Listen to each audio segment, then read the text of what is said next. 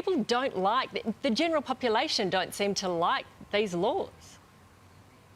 Well, I wouldn't necessarily say that, Nat. Look, debate and people having different opinions is absolutely fine. That's the democratic system that we live in. If the message of extremist anti-vaxxers was working, if it was reflected, as you say, in the general public, I wouldn't be standing here today talking about the fact that 90% of people have gone and got one dose and then two. Now, there are some people who have a different view about the future. That's fine, they're entitled to that. Violence, though, is not protest. If it's not peaceful, it's not a protest, it's something else. The Prime Minister's right to say that we have been, as he says, in people's lives. Of course we have. We've had lockdowns, we've had to do some quite extraordinary things. This is a 1 in 100 year event. But why did we have lockdowns? Because we didn't have a vaccine. Frankly, Nat, I don't want anything, whether it's violent extremism or this kind of double speak from the Prime Minister.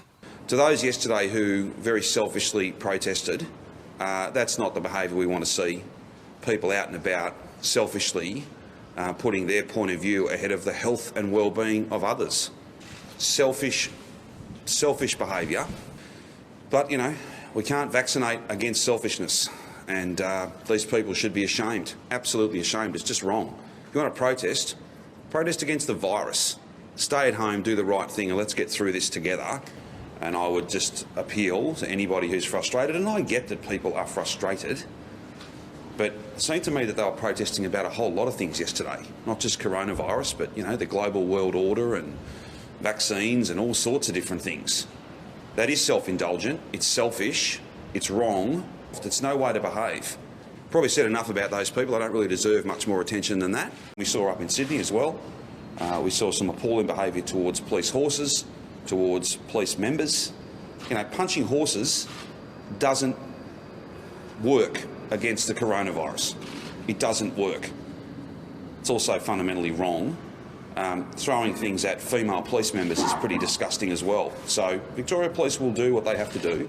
Paul, I wouldn't presume to paint that group of people in socio-economic terms. I wouldn't presume, as you have just done, to make assumptions about any of those matters, where they're from, what impact the pandemic has had on them. No, I wouldn't necessarily agree with the way you've characterised them. I speak plainly. I try and be as frank and as direct and as honest as I can be in the language I use, and that's what I believe the vast majority of Victorians want. We're not cuddling up to these people. And frankly, seriously, I'm making a serious point. I don't know what half of them were protesting against.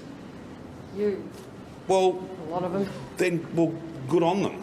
Except it's illegal, it's unsafe, it's selfish, and it puts at risk the hard work that millions of other Victorians are doing. And it's simply wrong. And if calling it out for the appalling behaviour that it is offends them, tough. They'll need to get over that. You know, we talk about division a bit, and we look at some pretty ugly scenes out on the front steps, and, you know, there are some extremists out there that are putting just intolerable views, and I can't say much more because Victoria Police have charged some of them, as they should. These people are extremists.